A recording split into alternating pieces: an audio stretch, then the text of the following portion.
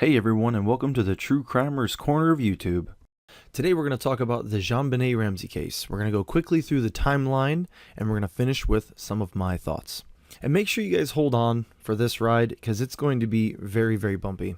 There is so much information out there, and a lot of it is so confusing. So on December 25th of 1996, the entire Ramsey family was home. John, Patsy, Burke, and JonBenet. So the mother wakes up first, and about 5:52 in the morning, she's walking downstairs. She happens to see something out of the corner of her eye, and it was a letter. Not just any letter, though. It is a ransom note.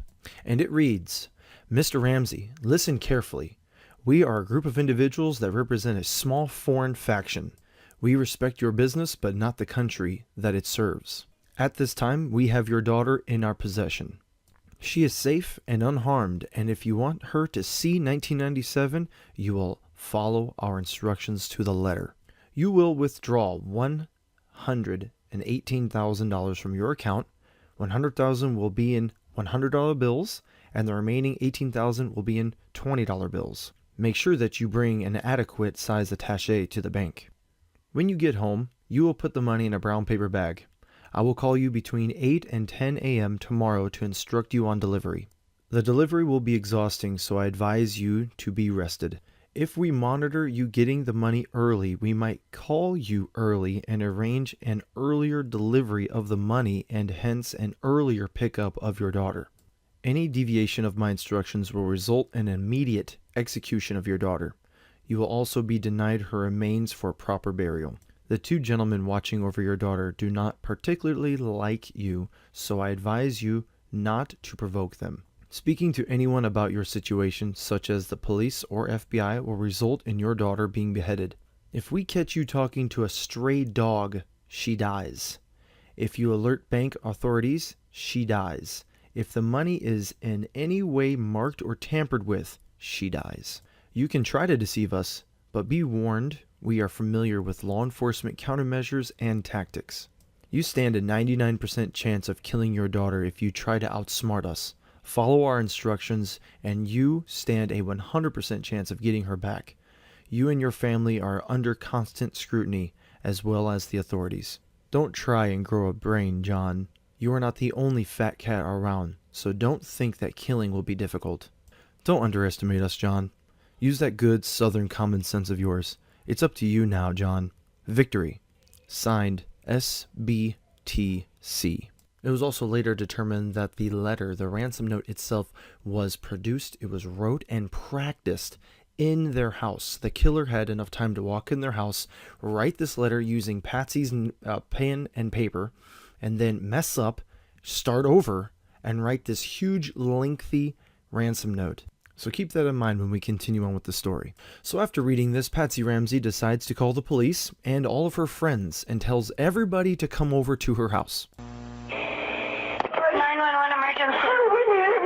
Police. What's going on? 515th Street. What's going on there, ma'am? We have a kidnapping.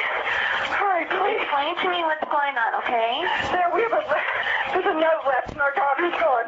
The first police officer that comes onto the scene tells the father, okay, let's calm down, let's try to figure this out, and they start going through names of people they think might have taken the daughter. So then 8 hours go by, and the police really make a big mistake here. They tell John Ramsey, hey, start at the top and work your way down in your house and look for anything that might be out of place or missing. John Ramsey then beelines it straight to the basement and finds his daughter's body.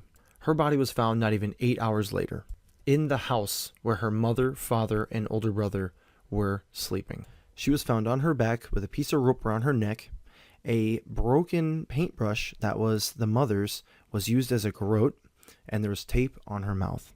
Upon seeing his deceased daughter on the ground, the father then carried her upstairs and then threw a blanket over the body, completely and utterly mutilating the crime scene. So the coroner initially said that the method of death for her, the way she died, was asphyxiation. She was choked to death.